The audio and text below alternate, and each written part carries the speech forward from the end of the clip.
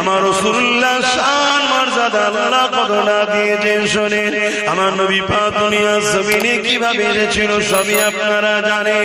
তবে এমন করে তবকার পর তবকা আস্তে আস্তে আস্তে আস্তে আমার নবী পাক দুনিয়ার জমিনে হযরতে দাদা জান আব্দুল মুতালিবের পেশিনাতে আমার নবীর নূর চলে আসলো। যে সময় দাদার পেশিনাতে নবী মুহাম্মদ রাসূলের নূর ছিল, ওই পিরিয়ডে পৃথিবীর জমিনে একটা রাজা ছিল, যে বড় অহংকারী রাজা, সে বড় ক্ষমতাশালী রাজা।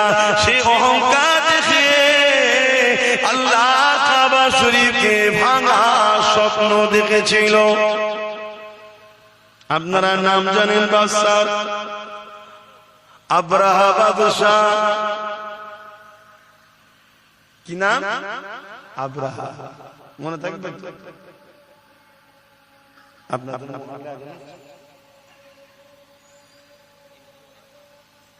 আব্রাহা কথা বুঝে আসছে। এই বাদশাহ সে বিশাল সৈন্য তৈরি করেছে। কি জন্যে? আল্লাহর ঘর কাবাকে ভেঙে ফেলবে। আজকে আমার জালিম বিশ্ব জুড়ে ঘুরছে না, ঘরে নেই আল্লাহর ঘরগুলোকে অপমান করার জন্য।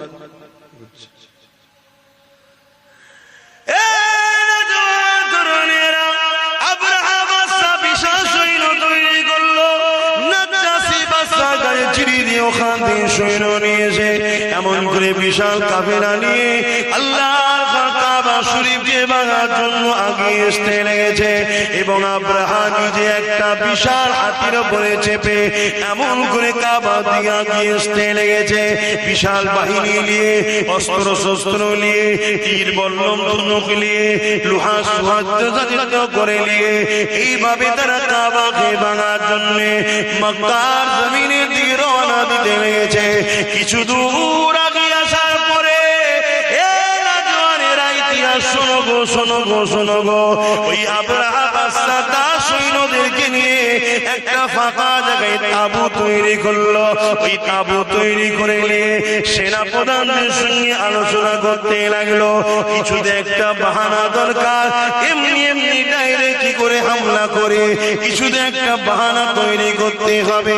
বুদ্ধি পরামর্শের মধ্যে উঠে এলো মক্কার মানুষেরা উট গৃহপালিত পশু লালন পালন করে, বিভিন্ন এলাকায় সেগুলোকে চরণের জন্য ছেড়ে দেওয়া হয়, ওগুলোকে বন্দী করে নেওয়া হোক। তারা বন্দী যখন করবে, তারা এই বাহায় আমাদের সঙ্গে কথা কাটাকাটি করবে। ওই কথা কাটাকাটিতে আমরা তাদের উপরে হামলা চালিয়ে দেব। কথা মতো কাজ হয়ে গেল। মক্কার মানুষের উটগুলোকে বন্দী করতে লাগলো। ওই বন্দির মধ্যে আল্লাহ নবীর দাদা যান হযরত আব্দুল মুতালিব হুজুরের 200 উট ছিল। ওই উটকেও আব্রাহা বাহিনী বন্দী করে ফেললো। কিন্তু কেন বন্দী করলো? যাতে করে তারা এসে কথা কাটাকাটি করে, এই সুযোগে আমরা লড়াইয়ের একটা রাস্তা পেয়ে যাই। শুনছেন? যেমন আজকের আব্রাহা বড় চেষ্টা করছে, এটা বাহানা করছে, পায়ের উপরে পা দিয়ে ঝগড়া করছে না, করেন? কখনো টেনে মারছে, কখনো চাকরি করতে গেছে মারছে, কখনো মিডিয়ার মাধ্যমে গাল দিচ্ছে, কখনো আল্লাহর নামে লাইটিয়ে উল্টো পাল্টা করছে, কখনো একটা ফটো টাঙিয়ে দিয়ে তাতে ইটা সিটা লিখে দিচ্ছে। কি হচ্ছে না হয়? এটা বাহানা করছে যাতে করে একটা ঝগড়া করা যায়। শুনছেন তো নাকি? এই বাহানা খুঁজতে খুঁজতে খুঁজতে লাস্টে এমনও খুঁজছে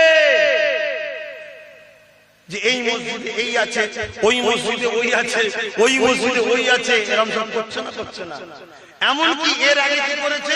মসজিদের সামনে বাঁধন নাচানোর মতো নেচে উঠছে। এই কথা বুঝছেন না? তবে এই সব কিছুর পিছনে আমাদের কথা বলছো না তো? আচ্ছা, দোষ আছে ভাই, একটু দোষ আছে।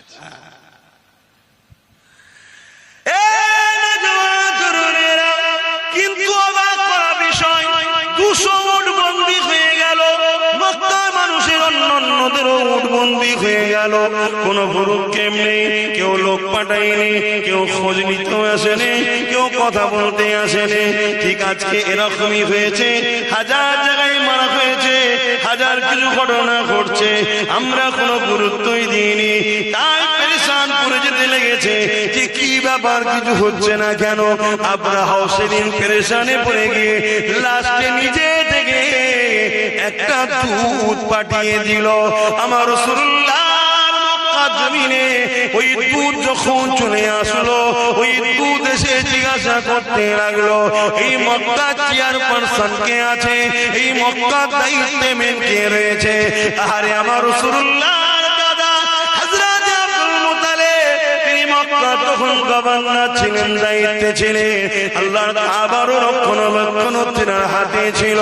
তাই এমন করে লোকেরা নিয়ে গিয়ে আব্দুল মুত্তালিব হুজুরের সামনে দাঁড় করিয়ে দিল। কিন্তু তার আগে একটা ছোট্ট বিষয়, আব্দুল মুত্তালিব হুজুরের ঘরে যখন ওই দুধটা, ওই পিয়নটা যখন ঢুকতে যাবে, সেই আব্দুল মুত্তালিবের মুখের দিকে নজর পড়েছে ওই আব্রাহার পিয়নটা, আব্রাহার লোকটা, আব্রাহার বানানো দুধটা।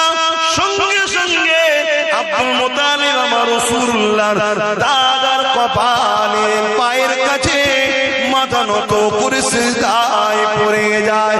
আমার রাসূলুল্লাহ দাদা বলেছিলেন, বাবা তুমি মাথা তোলো, কেননা সিজদা একমাত্র আল্লাহর হবে, অন্য কারণ। রাসূলের দাদার মুখের দিকে যেই তাকিয়েছে, মাথা নত করে সিজদায় পড়ে গেছে। কারণ আগেকার সময়ে রাজাদের কাছে মানুষ মাথা নত করত, শুনছেন তো নাকি? আবার নতুন করে এই সিস্টেম চালু করতে চাইছে। এই সিস্টেমের সবচেয়ে বড় বাধা হয়ে দাঁড়াচ্ছে ইসলাম। ইসলাম এক আল্লাহ ছাড়া কারো সিজদা কি ইজাজত দেয় না। অসুবিধা হচ্ছে নাকি আপনাদের? তোমার রাসূলের দাদা কি বলেছিলেন? সিজদা একমাত্র কার? আল্লাহ। এ থেকে কি বুঝে যাচ্ছে? রাসূলের দাদা বলুন ইসলামের উপরেই ছিল, জোরে বলুন সুবহানাল্লাহ। দ্বীনে ইব্রাহিমে ছিলেন, জোরে বলুন সুবহানাল্লাহ। তখন ইব্রাহিম নবীর দ্বীনের উপরে কায়েম ছিলেন। কথা বুঝা যাচ্ছে? কিন্তু আজ আমাদের কাছে সমাজে কিছু কথা শেখানো হয়। সে কথা হলো কি, যে রাসূল পাক সাল্লাল্লাহু আলাইহি সাল্লামের আব্বা আম্মা জান্নাতি না জাহান্নামী? প্রশ্ন করা হয় না, হয় না? এই এক চক্রান্ত আমাদেরকে যারা মিটাতে চাই, তাদেরই অর্থে চলা মুনাফিক দালাল উলামাদের। কথা বুঝা যাচ্ছে? আরে আমার নবীর দাদা যদি এক আল্লাহ মাননেওয়ালা হয়, তিনার নবীর দাদার ছেলে হযরত আব্দুল্লাহ মান নবীর আব্বাজান, তিনিও ইসলাম ও আম্মা আমিনা ইসলামের উপরে ছিলেন, জোরে বলুন সুবহানাল্লাহ। আমি বুঝাতে পারছি? আমরা অনেকে মনে করি ইসলাম আমার নবী থেকে শুরু হয়েছে। না, ইসলাম বাপ আদম থেকে শুরু। আমার নবী কমপ্লিট করে সিল মোহর করে দিয়ে গেছে, জোরে বলুন সুবহানাল্লাহ। বাবেরা নজওয়ানেরা ওই জায়গাতে আসি, আমার নবী পাকের দাদার কপালে তখন আমার নবী পাকের নূর মুবারক রক্ষিত ছিল। আমার নবী পাকের নূরের চমকেতে এমন করে আব্রাহা বাদশাহ সেনাপ্রধান এবং তিনার উজি সিজদাতে পড়ে যেতে লাগলো। অনেক বড় কথা এমন করে বলতে লাগলো, এ আব্রাহা বাদশাহ বলতে লেগেছে, এ মক্কার গভর্নর, এ মক্কার দায়িত্বে যিনি রয়েছেন আব্দুল মুত্তালিব, আমাকে আব্রাহা বাদশাহ পাঠিয়েছে এমন করে মক্কার উপরে হামলা করবে। আমাদের লক্ষ্য কাবা ঘরকে ভেঙে দিয়া তোমাদের সঙ্গে কোনো লড়াই করা নাই। তোমরা সাইড হয়ে যাও, সাইড হয়ে যাও, আমরা আসবো কাবাকে ভাঙবো আর চলে যাবো, এটাই হলো আমাদের লক্ষ্য। আমার রাসূলুল্লাহ দাদা কি উত্তর দিয়েছিলেন শোনো, তোমার বাদশা আব্রাহাকে যে বলবে যাও আমার 200 উটকে বন্দী করেছে, ওই 200 উটের মালিক আমি, আমার 200 ইট আমাকে ফিরিয়ে দিতে বলো। কাবার মালিক তিনি তিনার ঘর দেখে নেবে। আরো জোরে বলুন সুবহান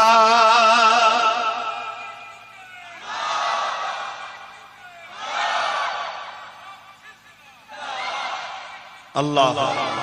এই কথা শুনে দুধ বড় অবাক হয়ে গেল, এত সহজে ছেড়ে দিচ্ছে, এত সহজে ছেড়ে দিচ্ছে। তো এই জায়গায় ওই যে পিয়ন যে এসেছিল সে বলছে, এই কথাটা আপনি আব্রাহার কাছে গিয়ে বললে আরো বেশি সুবিধা হবে। আল্লাহ নবীর দাদা অনেক বড় কথা, আব্রাহার কাছে যাচ্ছে। আব্রাহা তাঁবুর মধ্যে একটা ঘর আছে, সেই ঘরের মধ্যে আছে চতুর্দিকে সৈন্য দিয়ে ঘেরা। কথা বুঝে আসছে? তো এই দুধ যে পিওন এসেছিল সে বলছে আপনি একটু বাইরে দাঁড়ান, আমি ভেতরে গিয়ে রাজা মশাইকে আপনার সম্বন্ধে একটু জানাই, জানিয়ে এসে আপনাকে নিয়ে যাব। তা ওই আব্রাহার যে পিওন ছিল সে গিয়ে আব্রাহাকে বলতে লেগেছে, আরে যিনি আসছে ইনি মক্কার সর্দার এবং ইনার মধ্যে কিছু বাত আছে, একটু সাবধানে আপনি কথা বলবেন। এই রাসূলের দাদা তারিফ শুনে না আব্রাহা বড় অহংকারী ছিল, সে রেগে গেছে। আরে তুমি আমার খাও, ওর প্রশংসা করো, ওর গুণ গাও, ডাকো ডাকো, আমি পৃথিবীর সবথেকে শক্তিশালী রাজা, আমি যে কোনো দেশ, যে কোনো মুলক, যে কোনো জায়গাকে আমি যে কোনো সময় কব্জা করে নিতে পারি, আর তুমি আমাকে একটা সামান্য ব্যক্তির সম্বন্ধে তুমি কি শোনাচ্ছ?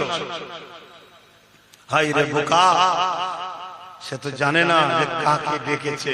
যখন আমার নবীর দাদা ঘরে ঢুকছে আর ওই জালিম অত্যাচারী আব্রাহা যেই নবীর দাদার দিকে তাকিয়েছে, নূরে মোহাম্মদ রসুলের এতে নজর পড়েছে, উঠে দাঁড়াতে লেগেছে। জোরে বলুন সুবহানাল্লাহ, আরো জোরে বলবেন না সুবহানাল্লাহ। আমি আগে বললাম না, দিলে হুজুর রাখেন, জালিম যত বড়ই হোক সে আপনাকে দেখে সম্মান করবে, ঘাবড়ে যাবে। কথা কিছু মাথায় ঢুকছে?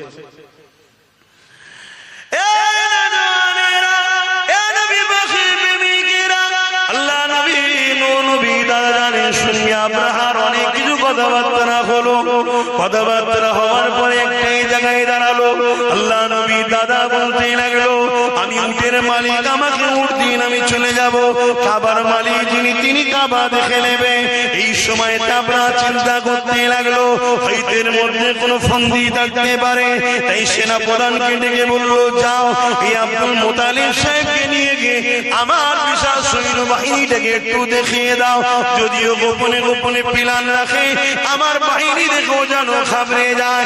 এ যুবকেরা তরুণেরা, ওই সময় যে সৈন্যদের মধ্যে দেখে ওই বাহিনীর মধ্যে একটা বড় হাতি ছিল, যে হাতির উপরে আব্রাহা বাদশা বসে এসেছে, বিশাল বড় জঙ্গলি হাতি, যার গর্জনে মানুষ অজ্ঞান হয়ে মারা যায়।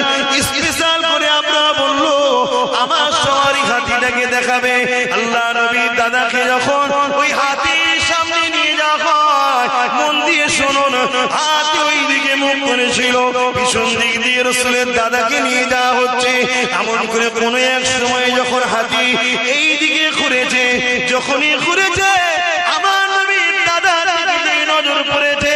হাতি তার ক্ষমতা অনুযায়ী তার ছুটের মতো জোরে জোরে হেঁটেছে, নিজের সোর আর মাথা দিয়ে আমার নবীর দাদাকে সিজদায় পড়ে যায়। আরো জোরে বলুন সুবহান। সেনা প্রধান তো দেখি অবাক, ই কি হলো, আমি কি দেখাতে নিয়ে এসেছি, কি দেখছি? আরে তোদের কপালে তো নাই যা দেখার, হাতি দেখে নিয়েছে, যেখানে গেলে বিপদ আছে। কথা বুঝে আসছে? পরের দিন অনেক বড় কথা, পরের দিন সমস্ত জীব জন্তুকে নিয়ে যাওয়া হচ্ছে, ওই হাতিকে কোনোভাবে কিন্তু আর রাজি করতে পারে না, কেন ও দেখেছে রসুলের দাদার কপালে নূরে মোহাম্মদ রসুল রয়েছে। কথা বুঝে আসছে? লাস্টকে বাদ দিয়ে লড়াই গেল, অনেক বড় কথা। আল্লাহ আবাবিল পাখি পাঠালো, আপনারা সবাই জানেন।